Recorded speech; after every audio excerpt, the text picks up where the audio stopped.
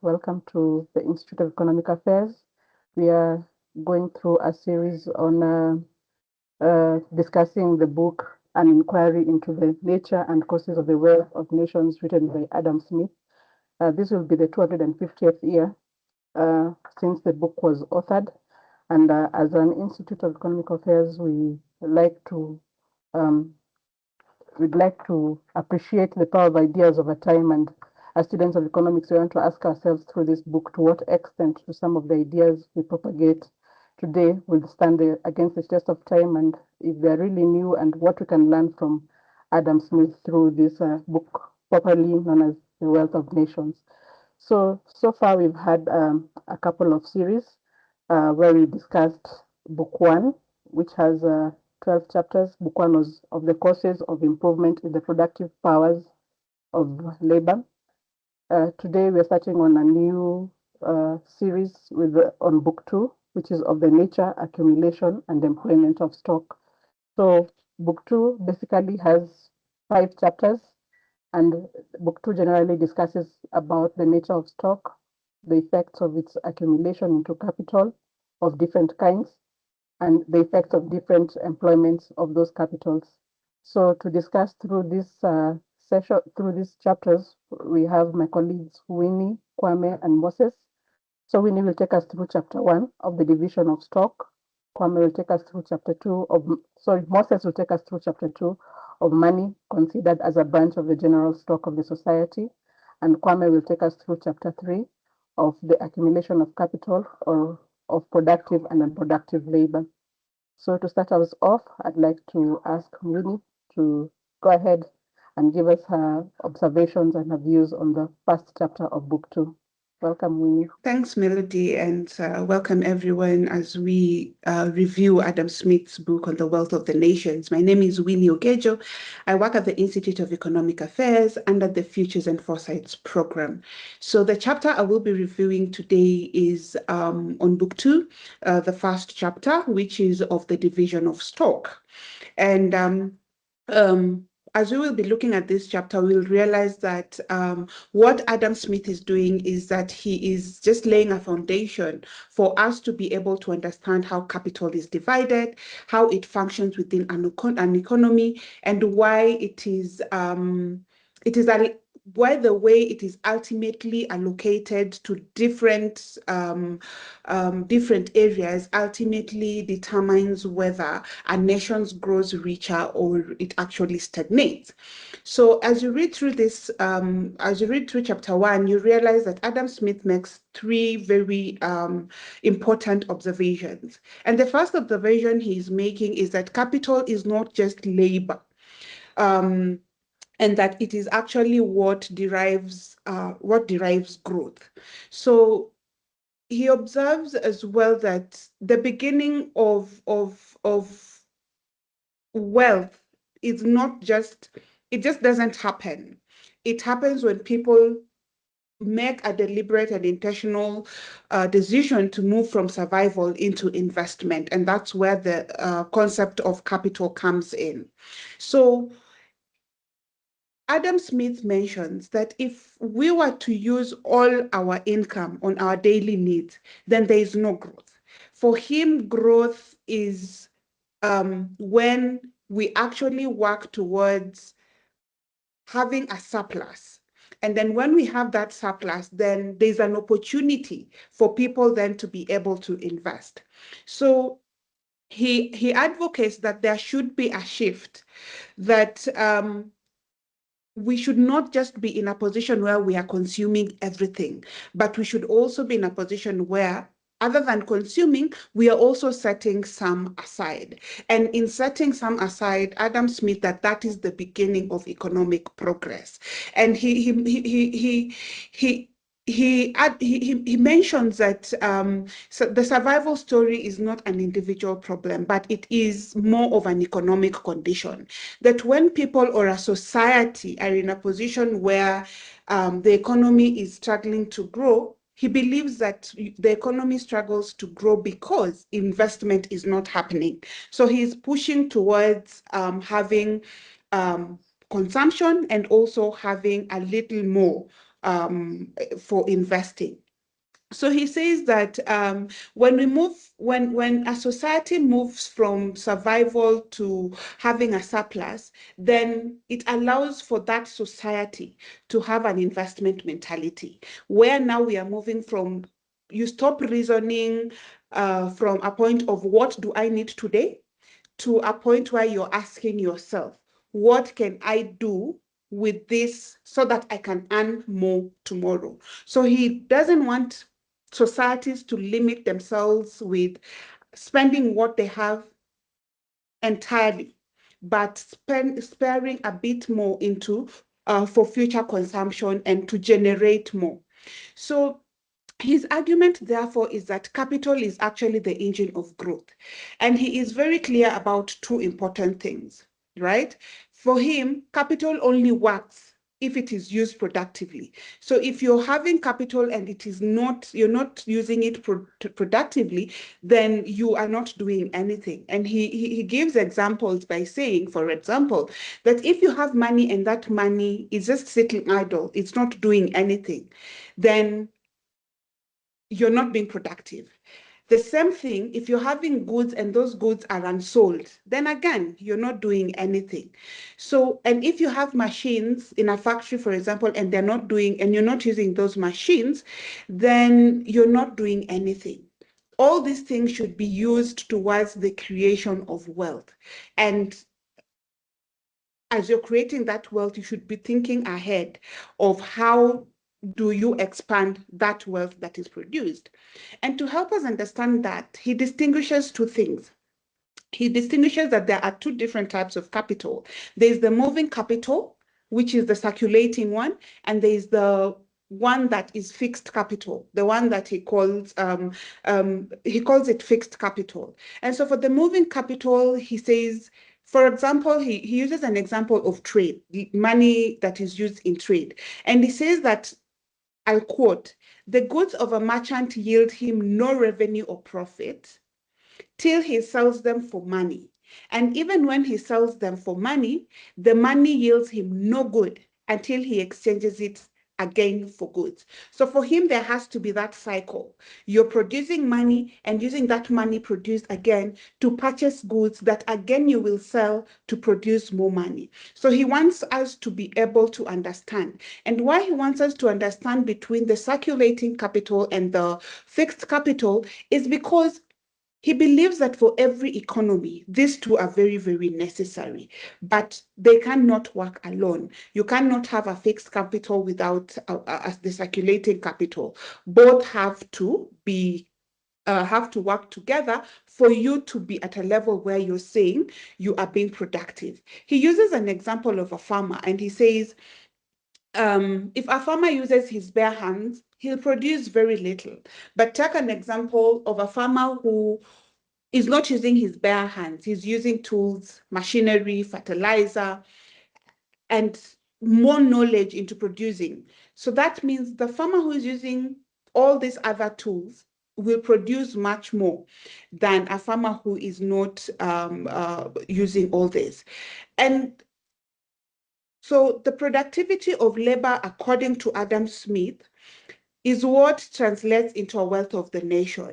And so it all depends on how much capital is available to support it. You might want to be very productive, but you have very little capital to support that. So that's the first point he's making. The second point he makes, and this I found very, very interesting, is the fact that capital grows through savings and reinvestment, not consumption. So he's very much against being in a position where you are consuming everything, right? So he mentions that um, not all users of money create wealth. Only the productive ones do. So spending on your immediate needs, for example, like buying food and housing, that is very necessary according to him, but it does not generate a future income. So he wants us to be in a position where we are understanding that real growth comes from using resources as capital. So you can use it in your trade, your skills, whatever choice you make, but make a choice that allows you to produce more goods and services over time. So he makes two distinctions again. So he distincts between using income and growing income. So when you use income, Adam Smith says it is gone. You want to recover it. You've used it, it is spent, it is gone. But when you use income and you save and you make an investment, then he says then that becomes the capital. And once you have capital, you're able to hire more workers, you're able to buy more inputs, you produce more goods, and in return, you're generating more profit. So the profit that you generate, again, he doesn't want you to consume it all. He wants you to reinvest it again. So if you read that book, Adam Smith creates a cycle, and that cycle is saving. You move from saving to investment. From investment, you move to production. From production, you generate an income. From that income, he advocates that you make a saving. And of that saving, he advocates that it just doesn't lie there as an investment, but you then use it for more investment. So he believes that that cycle is what drives long-term growth. So entirely, he's not saying consumption is bad. He agrees that it is necessary, but he wants us to be very clear that an economy that consumes everything that it produces without thinking of tomorrow has a very slow growth. But an economy that saves and reinvests a significant portion then has an opportunity for growth, and that growth becomes more faster. So if I look at just that second point that he is making, I realize that if we relate this to how nations build and sustain their wealth currently, the real difference between poor economies and rich economies, or poor nations and rich nations, actually lies in their ability to generate and reinvest their surplus. So if a country, if a nation has surplus, how it will become wealthy is largely depends on how it will reinvest that surplus that it generates. Which brings us to Adam Smith's third observation, and he mentions that how capital is used matters as much as how it exists. What is he saying? The argument that he's making is that capital in itself is not enough. That a nation has capital is not enough for it to call itself wealthy. What determines how wealthy it is how it is used. And he is advocating that you use that wealth generated in the right way. So he observes that, for example, two countries with the same amount of capital can actually grow at very different rates. And that different rate growth is largely because of how wisely or unwisely a country uses to invest or reinvest its capital. And as we will be closing, we will be asking ourselves, given our current reality, does this make sense? And if you read, if you find an opportunity to read our paper on and then floods, you realize we made a comparison of Kenya and other developing other nations. And these nations, there were 7 nations. And why we chose these 7 nations is at the point 30 years ago, at that time, Kenya and those 7 nations were at the same level in terms of economic growth, that's the GDP. And we realized from the data that we used to compare is that the 7 peers compared to Kenya grew faster. Kenya's economic growth was slower than its peers, the 7 peers. And as at 2024, compared to those 7 peers, the peers had grown, their growth was at 8% per year, while Kenya's in 2024 was at 4% per year, meaning over the same period, meaning Kenya was growing at a slower rate. And if Kenya was to grow at the same rate with its peers who have really, really grown the 7, then our economy would be 7 times bigger than what it is currently. So what Adam Smith is telling us with that third point is countries or 2 nations can begin at the same point on where their economy is, but the decisions they make is what will determine. And that decision is largely pegged to the investment and reinvestment decisions, which, as we will be concluding, I'll let you know, is largely political and policy choices that we make. So if you read through this chapter 1, it's a very short chapter, about seven pages. What's, in a nutshell, what the chapter is telling us, that a nation becomes wealthy when it builds its capital, reinvests its surplus, and uses that capital efficiently to increase its production over time. It wouldn't matter how much capital you have, according to Adam Smith. If you do not reinvest it, if you do not use it wisely, then you will be slowing your growth potential. So the language is a bit intense, as you will be reading through if you have an opportunity. But if you internalize it, it becomes simpler. And that's the whole idea of why we are doing this. So in a nutshell, Melody, I think that's my view about my chapter 1. Thank you. Thanks, Winnie, for that elaborate discussion on the first chapter. So on to the second chapter, where Moses will take us through of money considered as a branch of the general stock of the society. Moses, tell us, did money exist 250 years ago? And how was everything structured? Go ahead, Moses. Thanks. On this chapter, chapter 2 of book 2, Winnie has pointed out the stock and the quantity and capital and how it comes about, and what Adam Smith considered as what would make it grow. Now, in this next chapter, Adam Smith now delves deeper into one part of this capital. But before he does that, he distinguished between gross and net revenue. And then later on, he talks about money. And then he does a deep dive in the banking sector in Scotland then. So we are going to try to go through the three things that he highlighted in this chapter. Now, Adam Smith notes that society wealth can be measured in two ways, but one is more truthful as to how rich a society is or not. Now, Adam Smith says that we have what is gross revenue in society, and this is just the total output of labor and land in a country. And then after that, he says a society cannot consider it rich or poor based on that alone. And the reason being, he says, part of what goes into the gross revenue of society is including what is not consumed immediately. And therefore, since that remains the same over a long period of time, to determine the real wealth of a nation, then you have to take the gross, and then you minus what goes into maintaining and also meeting all the expenses that were used into that production of that output, which he calls, the result of that he calls net revenue. Now, net revenue today might be called net revenue, but in that time it was termed as net.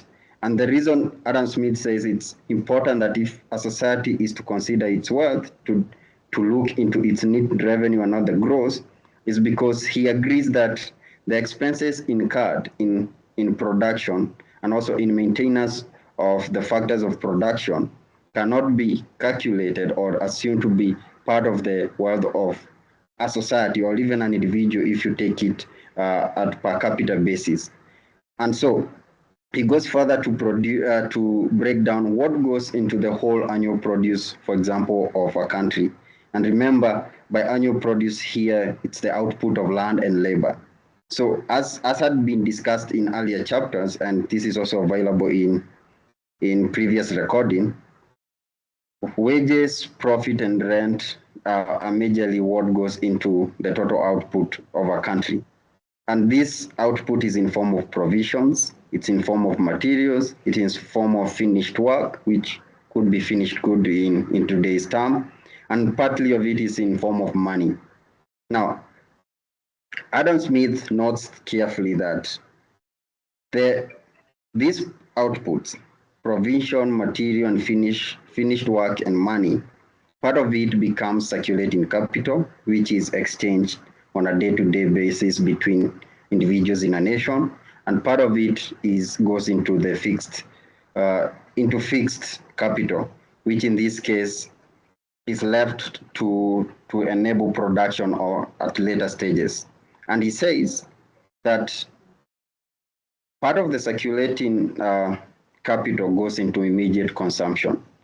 And people in a country are able to consume more if they are more wealthier. And what this means is if less of what is in the circulating capital is attached to the fixed capital, then it can go to immediate consumption. And what this means is that society needs to be efficient enough on how to ensure that maybe they are maintaining their machines and all that, and also the improvement of land is not taking up a very huge cost. So find better ways to do that, and that will allow society to have more to consume.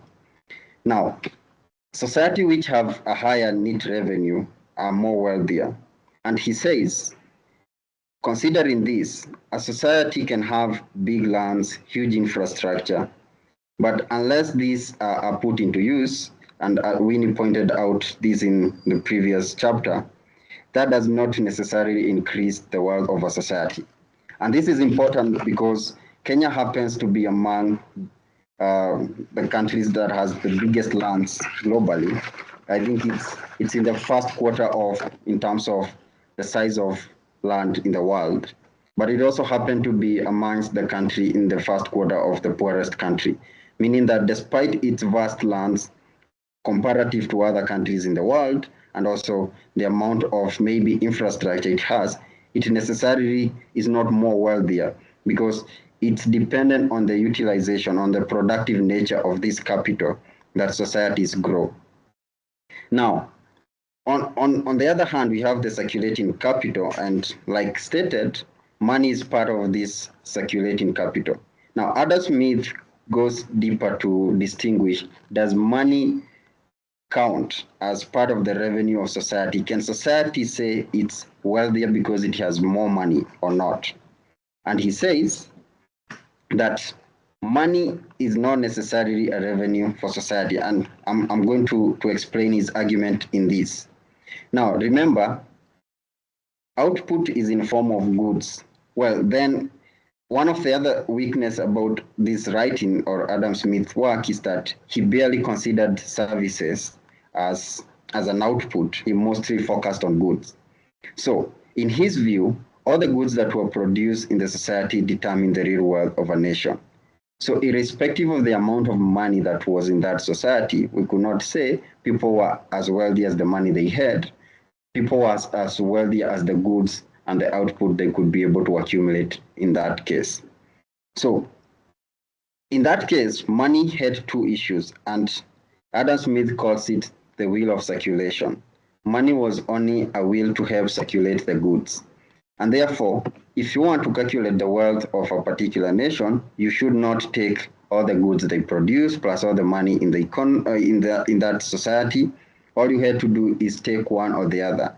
And the reason being, Adam Smith, and especially because money was mostly in terms of gold and silver, says that the amount of money that existed in a society was equivalent to the amount of goods that it could purchase.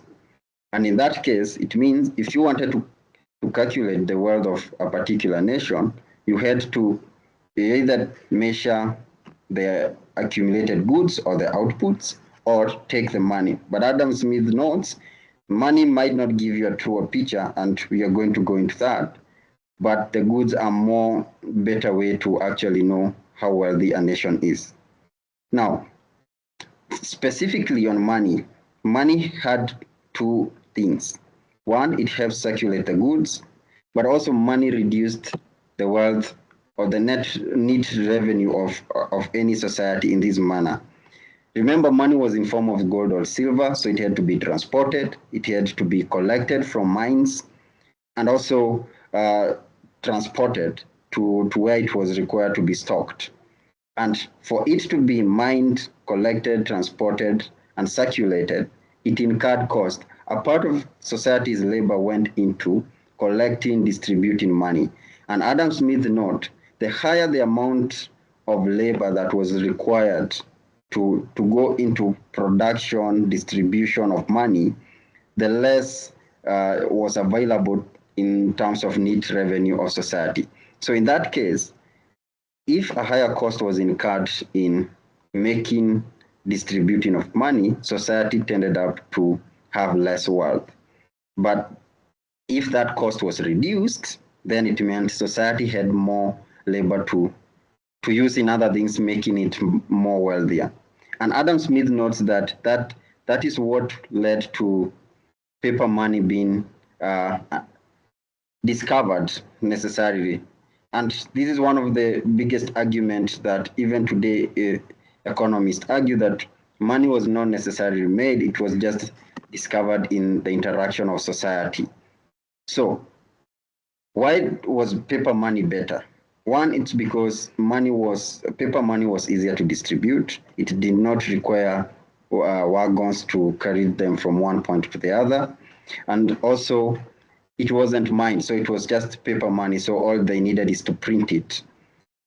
And now, when you check in that from that angle, remember, money is not part of the gross produce of society because it's just a mechanism to circulate it. But also, money is not important as an end by itself. It was only important because of its worth. So money was only as important as what it could afford anybody. And then after this now, Adam Smith notes that with this occurrence of money, money was circulated through banks. So one peculiar thing about this time that Adam Smith is writing about, and this is mostly observation in 1600 and also early 17, each bank produced its own paper money. So if you're to consider it in a Kenyan context, you'd say Equity had their own equity money, Equity Bank had their own Equity Bank money, we had maybe NCBA money and all that. There was no one uniform money. Each bank produced its own paper money. So each bank was required to produce money that is equivalent to the amount of gold and silver they had in their stores. And then instead of circulating the gold coins and the silver ones, they were to circulate the paper money. And anytime somebody required the silver or the gold, they were to take the paper to the respective bank, and then on demand, they would be issued with the coins. Now, the arrival of this paper money allowed banks to lend more. And this came about because banks in Scotland discovered the cash account, which allowed cash credit in the form of paper. So what happened is, since the society had developed confidence in bank, that each time a bank issued you with a paper and you wanted the coin, you would go to the bank and get the coins.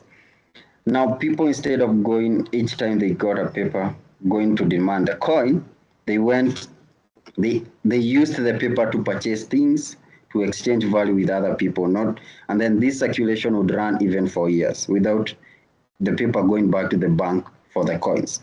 And what the banks realized, they don't have to keep an equivalent amount of deposit of coins in their stores to the amount of papers they have given, since people will not come asking for the coins at the same time.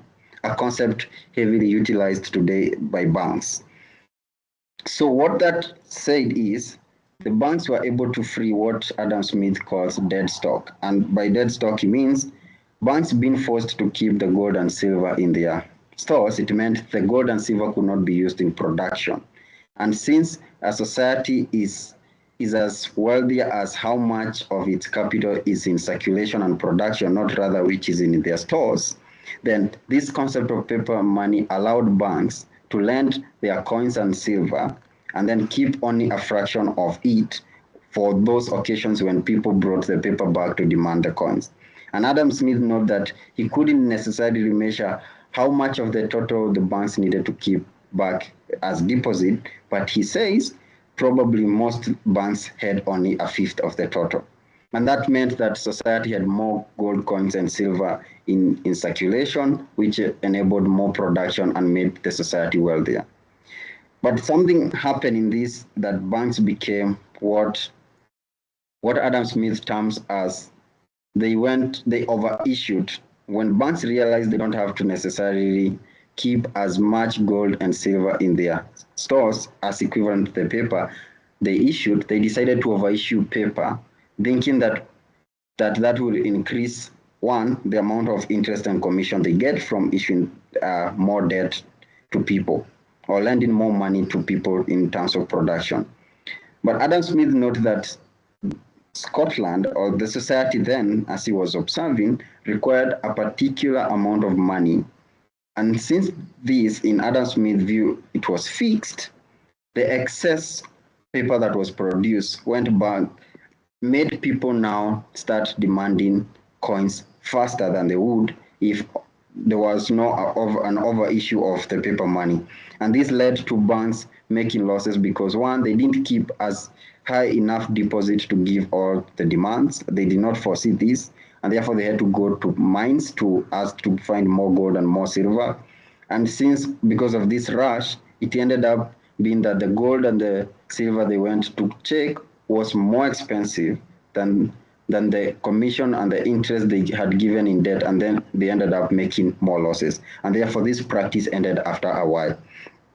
Now, after this, Adam Smith also noticed that whereas the cash accounts allowed businesses to lend from banks, it also had another advantage. Since banks needed coins once in a while to do their transaction, whether it's between trader to trader or trader to consumer, Adam Smith noted that business now were not forced to keep the coins by themselves. They could use the coins to do more production. And in this case now, in case they needed the coins, all they needed to do is go to the bank and borrow some.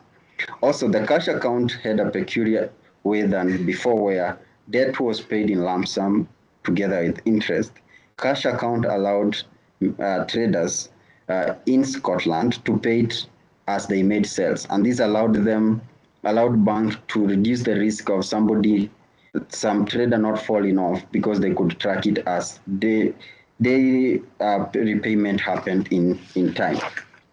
Now, what this did, and the development of this form of banking, both paper money and all that, first of all, it increased the quantity of industry. In this case, which meant that people had more materials to work upon, the people could afford more tools to work with, and people could be able to pay more people for work done. And therefore, society became wealthier by making it more efficient, one, for people to lend and borrow, and also making it easier for people to repay it in smaller bits.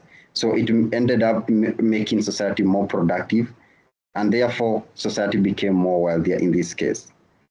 Adam Smith also notes that because of this ability of having more money in circulation, it enabled people to also buy from abroad.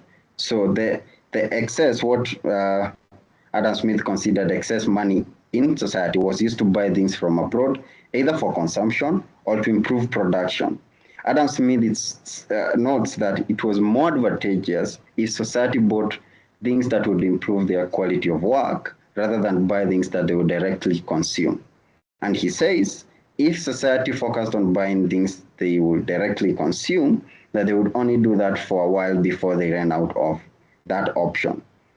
But he notes that by allowing people to buy things from abroad, either to consume, to sell to other people, or to sell also outside the borders of Scotland, it made society more wealthier because they could utilize the excess production and also the excess money that they had to enrich themselves in this case.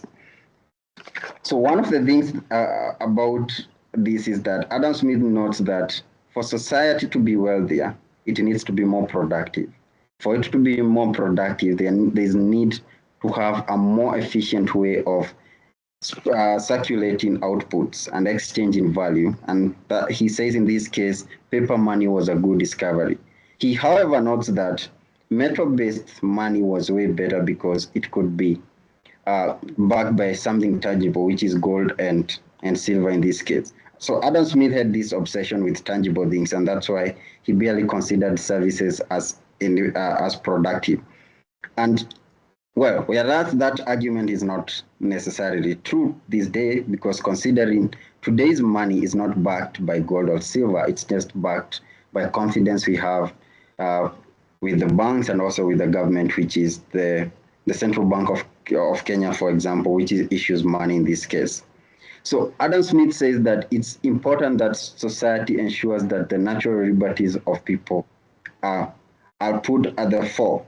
But he notes for the banking system to work, two exceptions needed to be made. And Adam Smith argues that there was need not to allow banks to produce small notes. Remember, each bank produced its own money. We didn't have a common currency like we do here have in Kenya today. So each bank had its own different currency. And he said, if we allowed banks to produce small notes, in this case, in pences or even a denomination of 5 euros or lower, he said that we'll have smaller banks pop up, which will not have enough capacity to have stores or deposit of gold and silver to back their paper money. And therefore, we have a risk where we have so much paper money that cannot be backed up, and that would constrain society. He also says that there was need.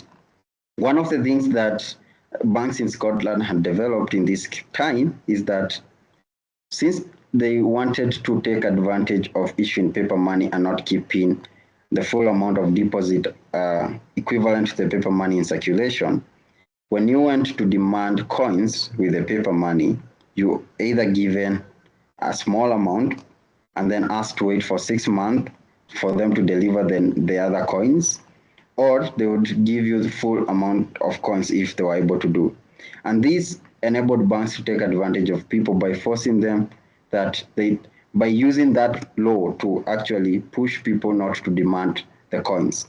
And Adam Smith noticed that without such a system, it's crowing back on people's liberty. And therefore, he emphasized, although people should be allowed to act in their own, there was need to regulate banks in this case and require of them that they should issue coins on demand, not on a 6-month wait time.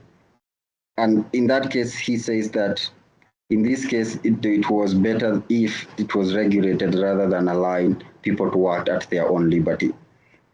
Now, there are 3 things that we identify here that Adam Smith in this chapter, which we could call incomplete or contradict society today. Now, one of the things that happened is Adam Smith observed in the US that the leadership then decided that they would have one common legal tender, like we do have now. So the currency was made a legal tender. So anybody who came up with the paper money to you, you were supposed to exchange to them whether you wanted or not, because it was recognized as a legal tender. Adam Smith argued that this was a bad law because it was, of course, reducing natural liberties, which people should be allowed to do whatever they want with their outputs and also exchange it based on their desire and exchange it for whatever they desire for. And therefore, Adam Smith felt that there was no need to have legal tenders. And he praises when the parliament in England struck a law to force the leaders in the colonies of Britain then that had issued a legal tender to revise that, and that happened. And so it would be interesting to think, what would Adam Smith think now that most countries today in the world, I think almost all countries now, have legal tenders in terms of money and currency that they use to exchange for goods and services. And by legal tender here, it means that if somebody came up with Kenyan shillings and you're within the confine of Kenya, you are obligated by law to exchange with them whatever goods or services they would require from you with that money, and you cannot tell them that you not use that, you require a different thing in this case. Now, another thing is that Adam Smith disagrees with David Hume, who had noticed that in 1751 and 52, the prices of goods had gone up. And David Hume argued it's because government had issued a lot of paper money and hence creating what in today's term would be called inflation. And Adam Smith notes that it wasn't because of more paper money, it was because of a bad season that the prices went up. Now, it could be argued that Adam Smith was wrong in this, basically because we now understand that if there is more paper money, if government, for example, printed more money and deposited it in society or in circulation, inflation would go up because necessarily there will be more money chasing fewer goods. So it's possible that in the 1751 and 52 case, in this case, the goods became more expensive. Well, one, because there was a bad season. That's one way to explain it. And also maybe because there was more paper money. And lastly is Adam Smith says that we cannot have paper money circulating in a country more than the value of gold and silver in the banks. Now, if you look at today, we don't have deposits of gold and silver, although some countries still have those. Backing their money, money is basically backed by output and the confidence we have in our government, and therefore that will not necessarily be true to this day. And in conclusion, Adam Smith notes that, and allow me to quote this directly, he says that in general, if any branch of trade or any division of labor is to be advantageous to the public, then the freer and the more general the competition is, it's always better. It's always the more so. So Adam Smith emphasized in this case that for society to be more wealthier and to be more productive, then the freer, the better that we allow the traders and also the consumers to operate. And that marks the end of this. Thank you. So on to chapter 3 of the accumulation of capital or of productive and unproductive labor. Kwame, what is Adam Smith's view on productive labor and unproductive labor? All right. Okay. Thank you very much, and thanks. Okay. So this chapter, of course, we have in book 2. So this is chapter 3. We are talking here about Adam Smith's views in trying to explain accumulation of capital or of productive and unproductive labor. Remember, the big arc of the entire publication, which is the book itself, the big book itself, is to explain how nations become prosperous. So he's talking about how nations come from a position of want to how they become prosperous. But one of the core things he made in book 1 was basically specialization and division of labor. So here he's now come to, regardless of the fact that the specialization and division of labor, he's creating a core distinction between what he calls unproductive labor versus productive labor. I think this is one of the more important chapters in the entire book because of this sharp distinction that Smith creates. It is not a distinction without a difference, but one that many people today might have a different view of. Now, what is productive labor? Remember that at that time, just before the Industrial Revolution was completed, but it was just physically as it was starting, many people earned their keep or earned their living from land. And they were farmers of different sizes, but many of them were subsistence farmers. And then in addition to that were other people who did other trades, who were therefore in manufacturing employed in one way or the other. There were services as well. But Smith says that labor that adds value to another object or fixes or realizes itself in a tangible and sellable commodity. So in other words, the farmer who's producing, say, in Scotland, so perhaps at this time people produce potatoes or perhaps barley or whatever crop it was, or whatever series of crops these were, because they're producing and acting on that labor to produce a sellable commodity, which would be that product, agricultural product, that is productive labor. Because that product can be saved and then it can be used in the future. So basically it is not something that is diminished by time. It is something that is usable in the future. And remember, he said that one of the ways people build stock is because you can use some of it and when you have a surplus, then you generate that surplus. So in a way, he's talking about the fact that labor that produces tangible things could be an agricultural product or it could be a manufactured product. But on the whole, when it's producing something that is productive labor.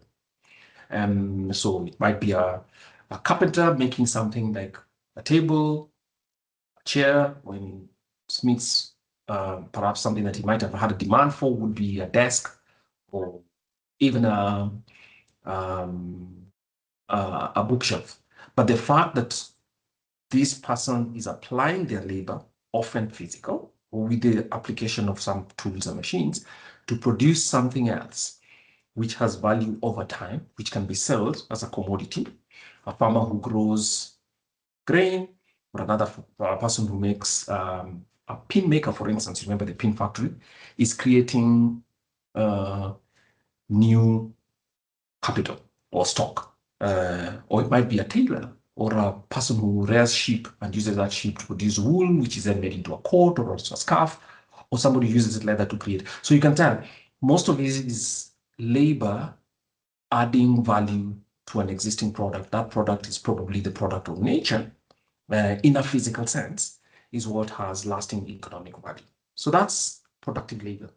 It's still possible for us to see this classification today. So anybody who's a blacksmith, a person who's doing work in Kenya today, say manufacturing, selling milk, producing, rearing cattle and all that will still qualify under productive labor in Adam Smith's classification. Then he says that there's a second category of labor that's called unproductive labor. And here again, quoting him, says, this is labor that does not fix itself in a permanent object. So here he's talking about labor that is actually results in consumption because it does not create lasting commodity. And in his view, these are some of the things that he calls all manner of things. So for instance, even when you have a wealthy person, and that person employs an assistant to help them, say, within their house to serve their guests or to do anything else, he calls that menial labor. Because that labor is not necessarily useless, but by virtue of the fact that by performing that task today, that worker is not creating new capital or creating new things for his or her employer, it means that this second person, the employed person, is consuming another person's stock. So it does not result because it disappears the moment it is done. You press someone's clothes, say we're talking here of the 17th century, you're pressing someone's clothes, you earn money, yes, but the point is that labor in Smith's distinction here disappears the moment it is done, the moment this guy has pressed clothes and has gone to visit the king or attended a party, it's all done. You see that these other examples will include other work, right? He speaks about opera dancers, musicians, including even lawyers, doctors, and even people like himself who are scholars, basically men of letters. And even the sovereign, who at that time, of course, would be the king and his officials, stating clearly that, yes, they do certain things. As the sovereign, for instance, they fight wars, but beyond the work that they've done for whatever purpose, it ends up that what is paid to them or that labor simply consumes another person's stock and is not necessarily, or capital, and it's not. So here you see Smith has a very serious, as a distinction, and this distinction is essential for how the rest of the chapter 3 in book 2 proceeds. So let me quote him. He says, the labor of the manufacturer fixes and realizes itself in some particular subject or vendable, sellable commodity, which lasts for some time. In other words, productive labor is one that has a lifespan beyond the moment. So basically, he's connecting labor and work to its time value. While on the other hand, unproductive labor is one which diminishes perhaps previous capital in the moment. So you can see that Smith is giving value to capital. Remember, he's talking about how firms or enterprises, whether individuals or households, are creating labor and are using labor to create wealth or for their prosperity. So the quote is, the labor of the manufacturer in the original text fixes and realizes itself in some particular subject or vendable commodity, which lasts for some time at least after that labor is past. The labor of the menial servant, on the contrary, does not fix or realize itself in any particular subject or in a vendable community. So in his view, if your labor creates a physical product that is subject to which has a market value beyond the labor itself, that's useful or productive. If on the other hand it's still labor, yes, but it is a kind of labor that is consumes almost immediately, and therefore does not produce a commodity. So there's this fixation in commodity, and that creates in a way that Smith did not exactly contemplate the value that comes from services. So that first labor that he talks about, productive labor, necessarily creates capital, because it creates an opportunity for an investment, because you're going to create and expect a revenue, or as he says, revenue or something from it in the future, right? Which is an income. So capital finds its way here, and that's the in that classification.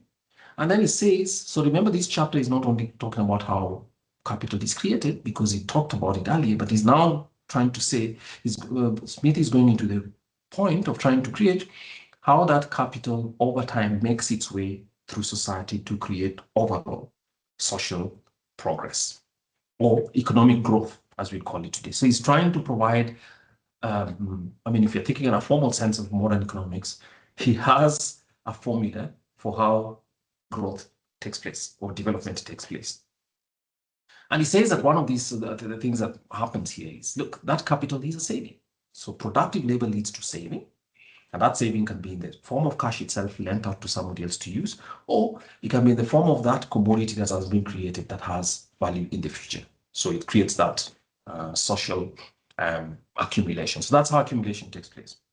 And he argues that the primary cause of increase in a nation's capital, remember he's talked about how capital occurs, which is its stock of productive labor, the tools, the materials, machines, is not necessarily how hard people work alone.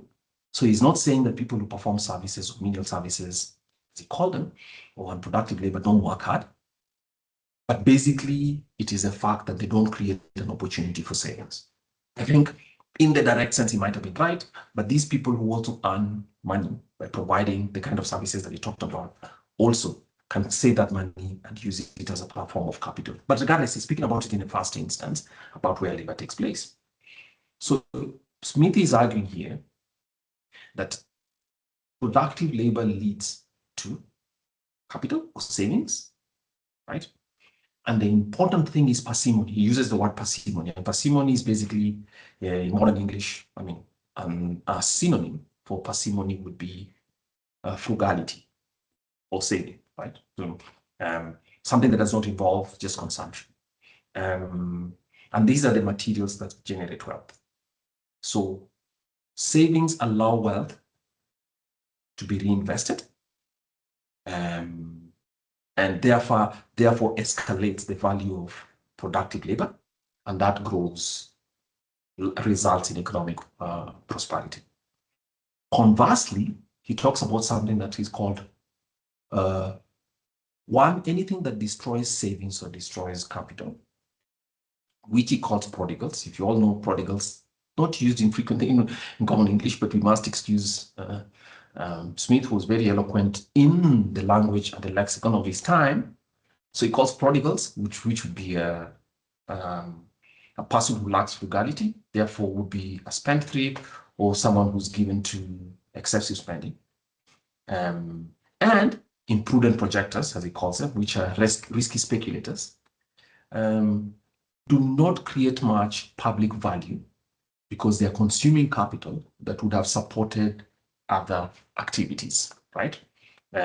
So ostentatious expenditure here is something that Smith, using the word prodigals, which of course consistent with the would remind anybody of the Holy Bible story of the prodigal son. So prodigals are people who are spending capital that could be used in other productive endeavors. So that's the critical distinction. And then he says, if a society, obviously, therefore, has more of the parsimonious people, as opposed to the frugal, parsimonious and frugal people, as opposed to the more ostentatious and wasteful ones, profligate ones, the prodigals, as they call them, then obviously you know that the stock and the capital of that society is going to grow. And by that, it's going to push on the development frontier. He makes a very simple but largely correct argument. And he says that what is annually saved is regularly consumed. So while one person is saving, especially the parsimonious person, they might save. Somebody else might consume their expenditure. I mean, that's saving because of what they've saved, right? Either by borrowing it or in any other way. But the point is, because of that saving and the expectation that it will yield a commodity or yield something that is vendible, as it says, is what creates that. And what is annually spent, in his view, is usually almost similar to what is produced, except for those people who have created through frugality a claim on future incomes because of the stock or because of the commodities that created. So that portion of his own revenue or income that a richer person, or maybe not necessarily rich, but he uses the word rich, but I think anybody who is frugal, the frugal person saves, and which is not immediately consumed, becomes capital, right? And it might even be assumed at the same time by somebody else or different people, by laborers, a manufacturer could take it, or somebody else, but it will be reproduced with profit and therefore raise the society's annual value. Oh, it's wealth. So that comes his theory of capital accumulation. So again, he's quite elaborate. I think it spends a lot of time. This chapter is one of the longest in this, well, this and the previous chapter are the longest in this book, this part of the book, which is book 2. So he introduces the word in the form of the language of capital and its investment. So when a person saves and invests capital, they're not holding gold. And this is where it's important about it, because he distinguishes wealth from gold, because gold, if it was saved, it simply represents work that has been done before and is not available. But when people invest and provide money by converting it into a commodity that is vendible, as he says, they're putting that money back, not only into circulation, but by hiring productive laborers. In other words, the productive saving or capital provides an opportunity for other people, a manufacturer or somebody else who can work as a laborer or somebody else who has a skill, right? An artisan, to create new value. And of course, that effect, because one person saving, employing other people, the investment argument, which is even valid today, savings and investment. So basically, for those who understand the GDP identity or equation, right? Basically, what it means is in savings and investments are the same thing. When somebody saves, it allows for investment to take place. But the point of all that is that the annual produce of the nation is raised as a result of that saving. However, spending money on productive labors, as we said, lavish entertainment, servants, we call menial servants, is simply transferring capital into present-day consumption. And in his view, he even says this, Smith had very important, some very critical ways of observing the world. He says, consumption or spending money on productive labor, such as lavish entertainment and all that ostentatious, is a simple mechanism of transferring income from the rich to the poor. So it's just a transfer, but it's not creating any lasting asset, or it does not result in future production, at least in that first instance. Of course, if this poor person saves it, then obviously it has an effect, but it only affects his or her pocket. I think that's what Smith needs.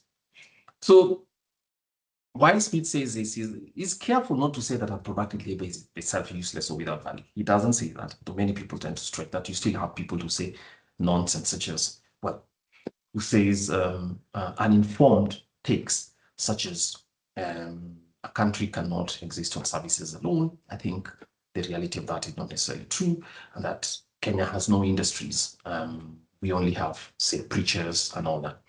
The argument also goes to the point where we even see in education policy, some people mirroring, not necessarily consciously, but mirroring Smith's argument by saying that when you are training people in universities, you should only train what they call hard science people, right? People who can make physical things, build bridges, build motor vehicles, and build stuff like that. You hear people who say things such as, well, they lie, but they say that Chinese students in the Southeast Asia, right, in high school are already building computers and learning how to run software, while Kenyans are still studying chemistry and studying history. But the point is, it's just saying that, yes, why it is difficult to even conceptualize non-physical things as creating value for society. And the important thing that he says is that he acknowledges that the sovereign, in which case government, at that time led by King, I think must have been Charles II when the book was published. There's the public sector in general, judges, the soldiers, right? And people who work for government, including Smith himself, who later was a customs officer and worked at a customs office. They all perform necessary or enjoyable functions. So he's not saying that these jobs are not, but he's simply saying that in respect to the fact about whether they're productive labor. By productive labor, meaning that they're transferring value over time as opposed to consuming it in an instant, leading to its consumption in an instant, then they're not. So from a strict perspective of growing the nation's wealth, their work does not create commodities which can be sold. So you can tell, I mean, if I was to characterize or provide a caricature of this chapter, Smith tends to be a hardware person, right? He's not a software guy. He's a guy who would actually think that a society's value or wealth would probably be represented by pipelines, big infrastructure, things that are physical, touchable, and all that. So it's not an attack on services.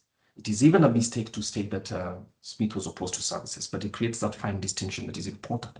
It is also important later when economists started to quantify quite a bit and to try and create a mechanism for measuring GDP.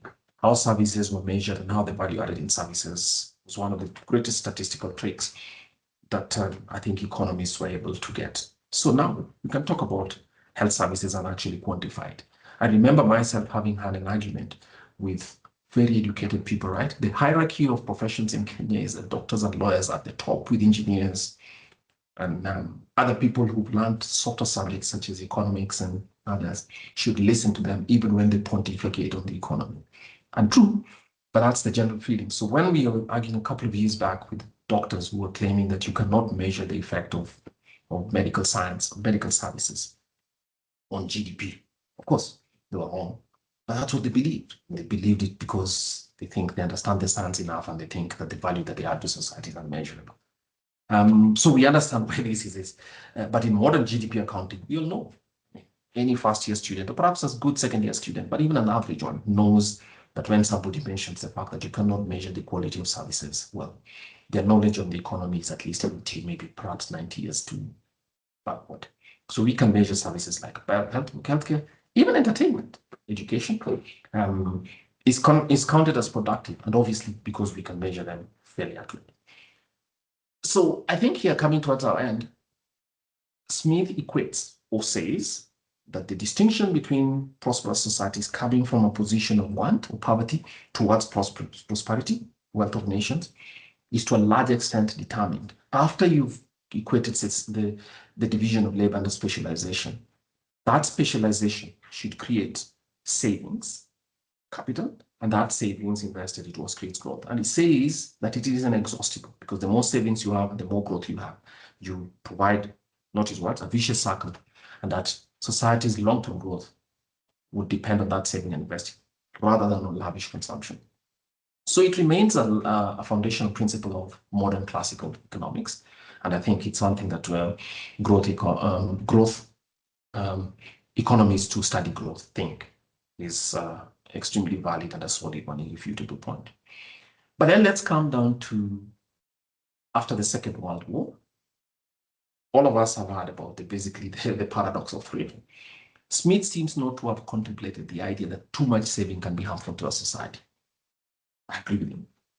But obviously, we know that there are corrections, and Keynesians think that in a recession, in a moment of a recession, right, saving can depress demand. This is not something that Smith himself contemplated, but I'm talking about the fact that several years after he wrote this book, I think about 150 years so after the book was written, more than 150 years ago. So we are coming to Keynes, who was saying that moments of depression are not ordinary sessions, and they might require less savings and more consumption to ensure that society restores some balance. And on that basis, obviously, provides a stimulus through government spending or whatever it is in a way that's actually good. But Smith perhaps would check that and his view saving at all times because of the nature, the vicious cycle that is created from saving would be good, ultimately good. And so if you summarize this, he says, let's make sure that a big part of society is in productive labor, convert that capital or their savings into new tasks. It creates new jobs, it creates new value, provides a return for them, which creates this vicious cycle. And in his view, he gives examples in the book itself as well, between nations and even England itself. That distinction between nations with bigger savings and those without is what determines what long-term growth will be and ultimately success. Thank you. So to summarize it, we would say the wealth of a nation grows not from how much it spends. Spending is not tells you nothing about a nation. I think something that Kenya could understand, should understand, but from how much of that is saving. And Smith corrects us because I think in modern discourse, it's gone to the view that many people think that government spending is what causes growth. Smith would tell you no, especially if you think about which people sit in government. They do important jobs, but he's suggesting that the bigger the share of consumption of a nation's resources that is spent through unproductive, right? Even if they're important sectors, without creating not only sellable commodities, but generally creating savings and further investment, then obviously that is it hamstrings or make sure that less growth occurs. That would be ideal. Thank you. Thanks, Kwame, for that review. So in summary, if I'm to look at the three chapters, I'd say that if I'm to use two words to describe the three chapters, I'd say for chapter 1, what will cause a nation to grow will be capital deployment. For chapter 2, money in circulation, and for chapter 3, productive labor. And in the end, that will create investments and savings. Do you think that's a good proposition, Winnie? Will capital deployment lead to a growth of nation and investment and some form of savings based on chapter 1? Thanks, Melody. Based on my chapter, I tend to think, well, Smith is distinguishing two things, and I hope this will answer your question. He's distinguishing between productive and unproductive use of capital. And in productive capital, he is arguing for production that allows for surplus. And then that surplus then translates into savings. The savings then translates to capital. Capital then translates to investment, and then investment allows again for capital accumulation over a period that again allows for us to reinvest. So just to answer your question, I think the growth of a country or the growth of a nation is largely dependent on how it will choose to use its surpluses. We've had conversations here around debt, for example, where we were arguing whether a country should have debt, what debt levels are actually acceptable. And we've always pushed to move towards a surplus, and we're moving towards a surplus so that we have extra to actually do other things that would push or accelerate the growth of this nation. So I don't know if that answers your question, but I think the argument is around productive and unproductive capital, and he's just pushing us towards enjoying productive capital that then would allow us to accelerate our push towards being a wealthy nation, because we are allowed to invest and reinvest for ourselves. So yeah, I think that's just about it. Okay, thanks, Winnie. So do you find that his ideas are still relevant at our current state as a nation? Yes, I think it still matters. His arguments still matter a great deal. And like Moses and Kwame have mentioned that there are areas they disagree with, but for me, there are, based off his arguments and what I read, three things. His ideas explain three things. The first thing that that chapter explains to me is why some economies grow faster than the others. It is just the choices they made they make in terms of the capital and the surpluses that they have. So they're pushing themselves towards having surpluses and using those surpluses to reinvest, right? And then he also gives the idea that investment matters more than just income. People might disagree because it is that income that will then allow you to invest. So if you don't have that income, of course, you can't invest it.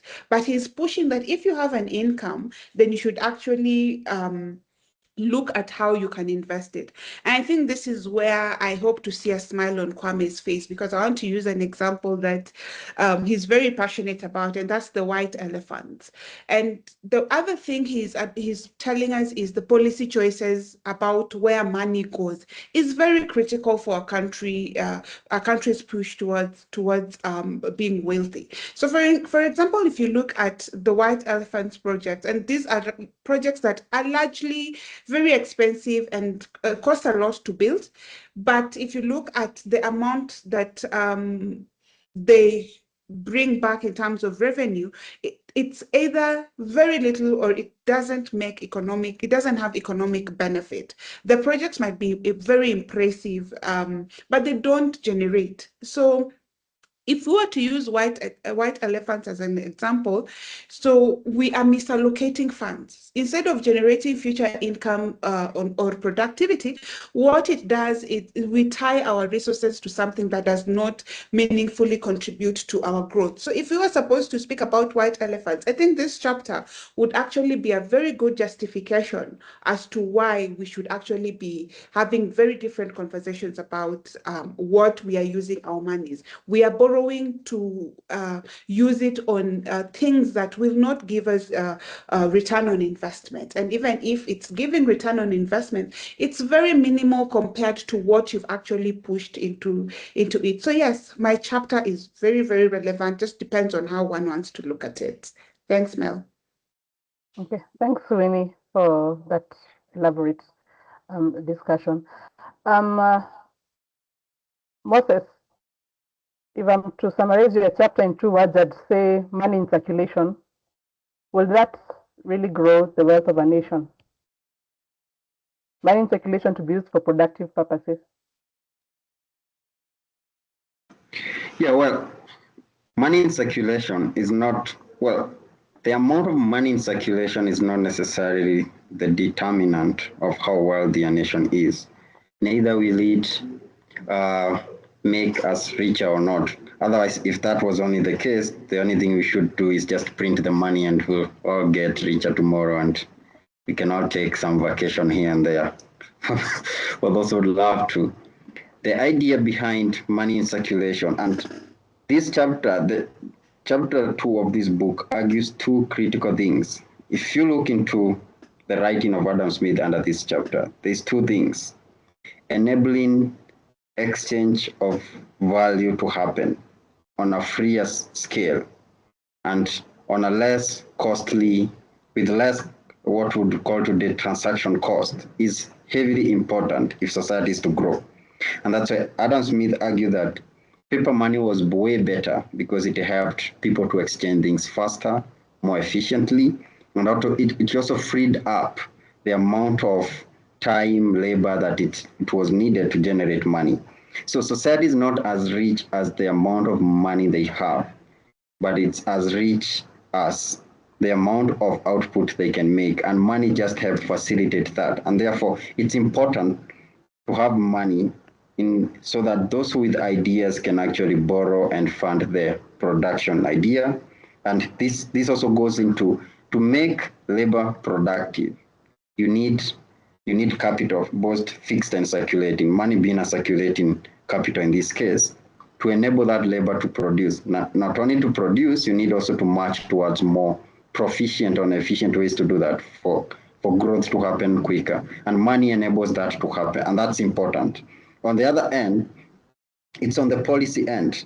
Adam Smith clearly shows that if a country takes stance in terms of their policy that make it difficult for people to exchange, either by exchanging where people are buying things for consumption, either within the country or abroad, or make it difficult for people to exchange in terms of traders or people buying intermediate goods to enhance their production, then that makes it difficult for growth to happen. And one way of making exchange better is having policies that allow quicker exchange. And society has made quite significant strides in this. And it's good to consider that before we didn't have foreign exchange, if Kenyan money would just remain to be Kenyan money, you cannot exchange it for money elsewhere. So you had to use the real gold and silver to do that. But now society has made a step ahead on that. The other thing is that there was no digital money in those cases. So, and by digital money, I don't necessarily mean crypto. I just mean that you can now exchange or money or send it or receive it using just your phone or whatever. And these technologies also help in advancing this. So the easier the flow of money, the easier the access to credit is, and also the freedom of people to exchange. Both the freedom of banks and all that is important. But it's important, and I think Adam Smith had an exception on how free things should be. And he says that there's a need to avoid over-issuing.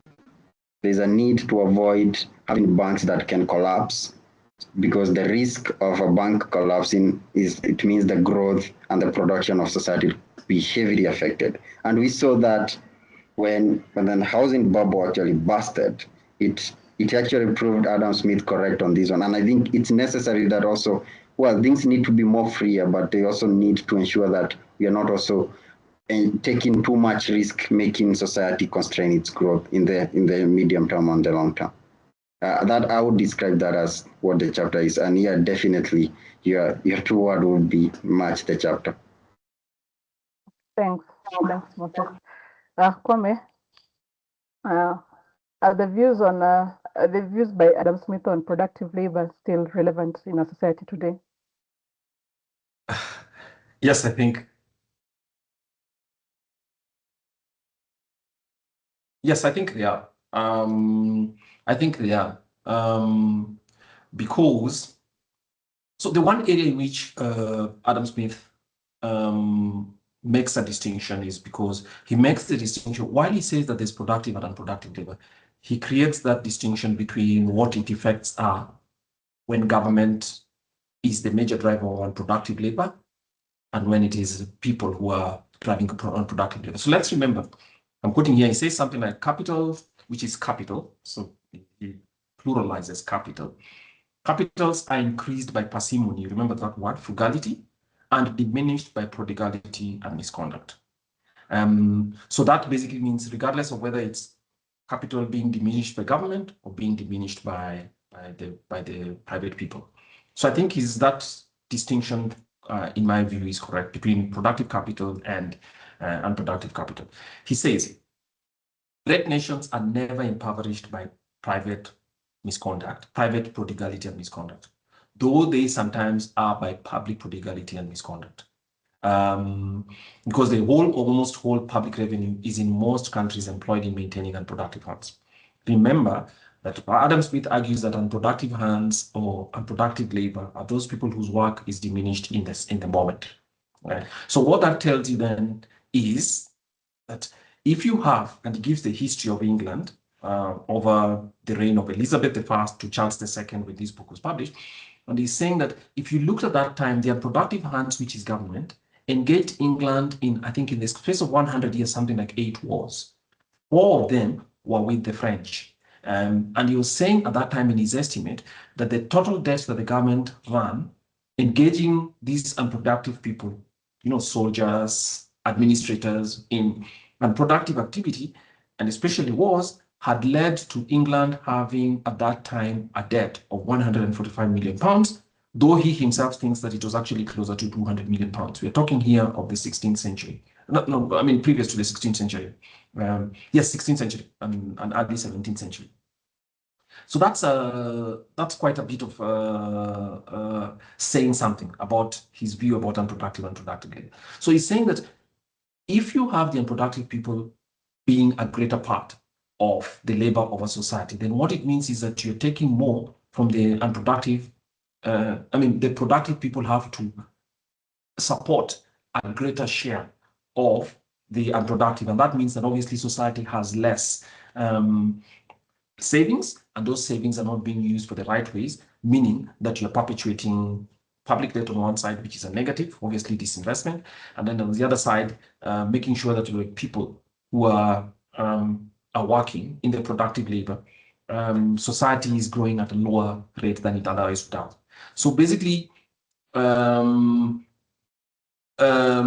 the profusion of unproductive labor in a society, whether driven by government or driven by just private choices, can create has a delay on how fast a society can grow, which is its own development. So yes, that is still right. And I think if you think about it in Kenya, Adam Smith would have a problem with the size of a big government, because basically he says the profusion of that share of labor, which is not leading to investment, which is not leading to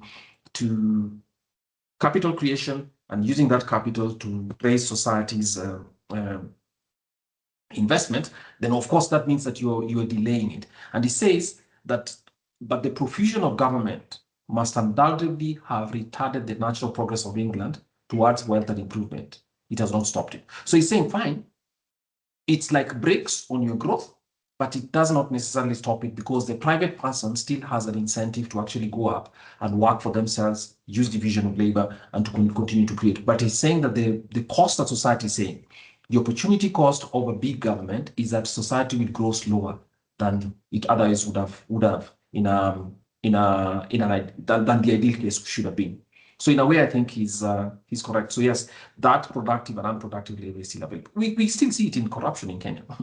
If government has money raised from other people and is not saving that money, instead it is being driven to private pockets, which we know is happening in Kenya today and other nations. But because we're in Kenya, that would be vindicative of Adam Smith's argument that the profusion of government and this unproductive labor, where consumption happens at an end in itself, whether it happens through white elephants, whether it happens through lavish living by public sector workers, the litany of allowances that they have, and the waste that we see in the public sector today, it is clear that that is delaying the rate at which Kenya could grow. So economic progress is delayed, and the wealth of this nation is delayed by virtue of the fact that we have a big government, but also is not putting those resources to good use.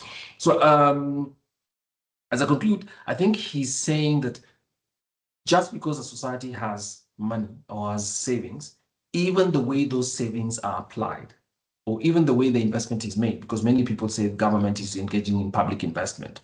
If you're investing that thing in something, public money in infrastructure that's not going to pay off, or you're investing it in paying for a bigger public service as an end in itself, or because we are in April of 2026, and one of the concerning things about what the outcome of this year's Wealth of Nations is basically a war that is going on in the Persian Gulf. Fine, we have ceasefire, but we don't know whether it will be permanent.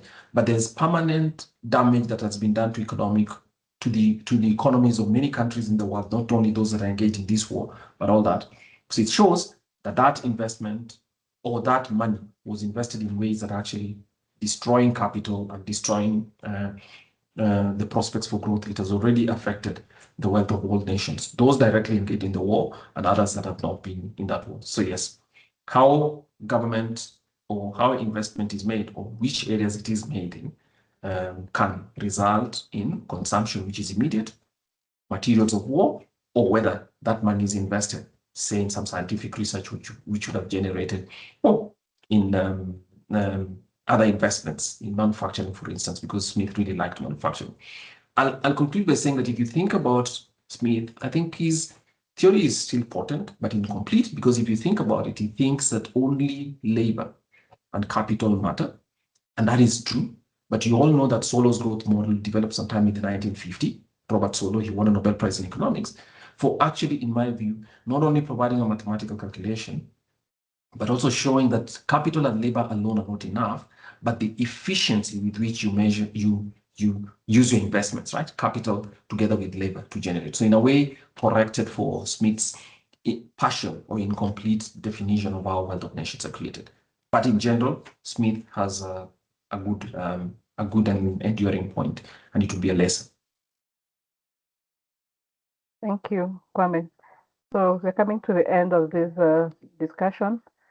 Thanks, Winnie, Moses and Kwame for the elaborate review of chapter 1, 2, and 3.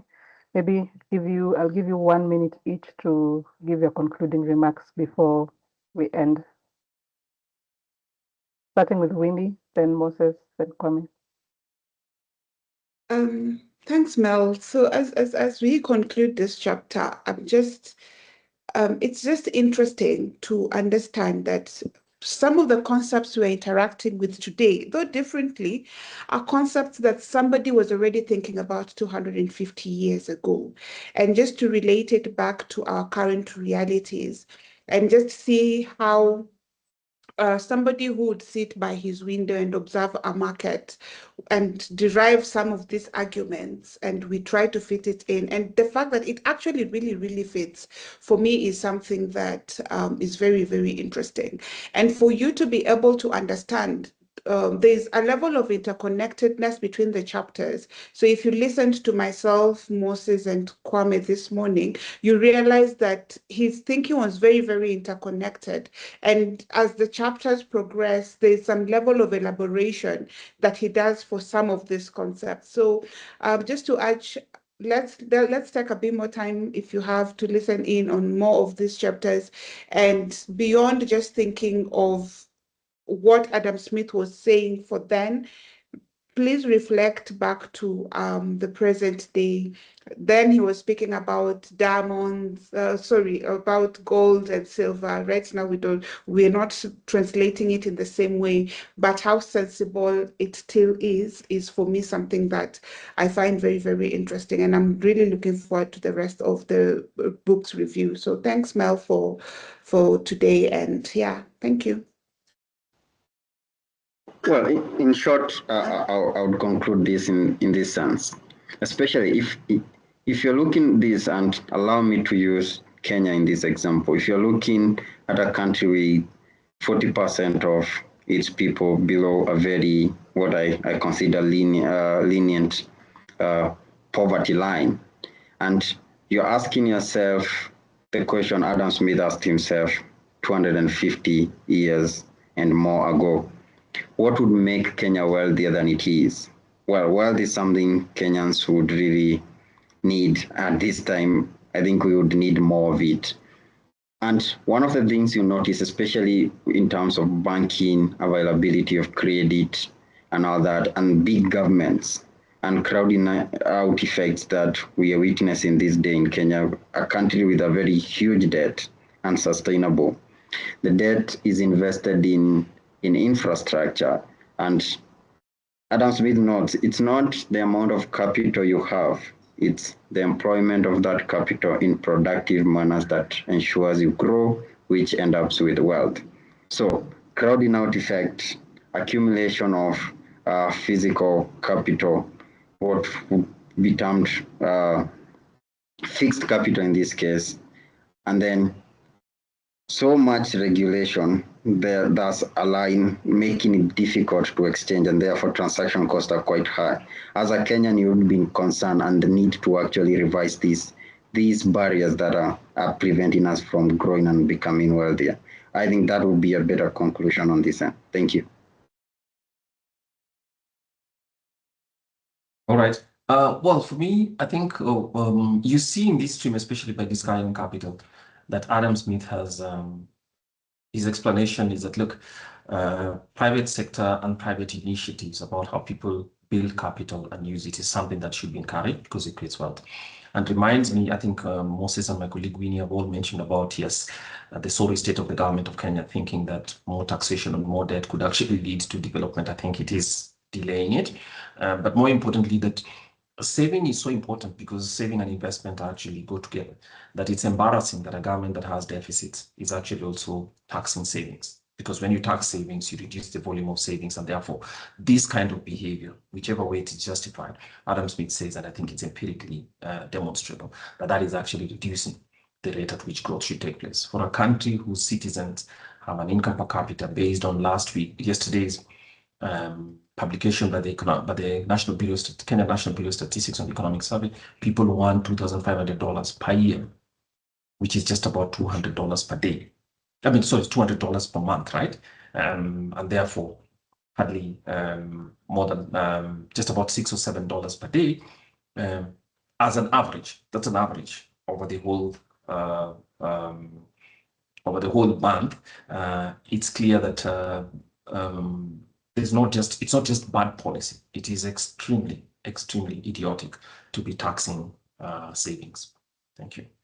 Thanks, Kwame, Winnie, and Moses. This is the end of this session. I hope that through these conversations, it has sparked some interest for you to grab a copy and read the book and get more insight from the wealth of nations. So the next session will have chapter 4 of book 2 and chapter 5, that's of stock lent at interest and of the different employment of capitals. So please catch up with us for the next session. Thanks and hope you enjoy.